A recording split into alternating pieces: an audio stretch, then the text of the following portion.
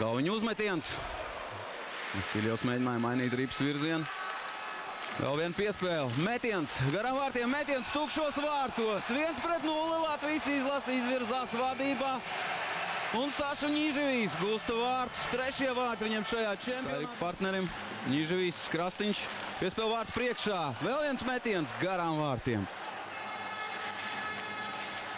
Labs uzbrukums. Krastīņš pieslēdzās uzbrukumam. Labi piespēle. Vasiljevs.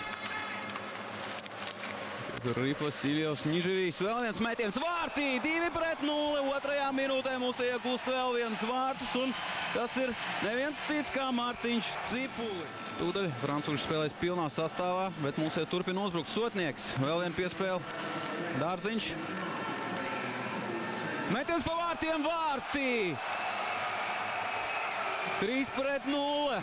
Lauris Dārziņš. Liekas, ka Bašēnujs kā ar ripu un ielido vārtos bezspēcīgs Lanrī. Turpinam tiešraidi no Bernes. Mūsēja turpina uzbrukt. Karsums. Labi piespēle. Metiens vārtī. 4-0. Kārlis Krastīņš. 4-0. Latvijas izlase ir ļoti tuvu savai 4. uzvarai pēc kārtas šajā pasaules čempionātā. Mūsēja iemetienā. Vārtī! 5-0. Negaidīts Jerofejov metiens. Precīzi devītniekā, vai arī tas bija tomēr Širokovs. Skatāmies vēlreiz. Tiešām ļoti negaidīt vārtu uzmetiens no zilās līnijas, nepārāk spēcīgs. Un laikam Aleksejs Širokovs bija tas, kas gūst vārtu. Tomēr nē, Jerofejovs viss pareizi. Aleksandrs Jerofejovs, man likās, ka tieši viņš no zilās līnijas izdarīja uzmetienu uz vārtiem. Širokovs tur labi vārtu priekšā stāvēja, traucēja. Lanrī glābi savu komandu. Un lieliski iespēja. Džeriņam bija gūt savus otros vārtus čempionātā. Un francūži viens vārds atgūst. 1-5.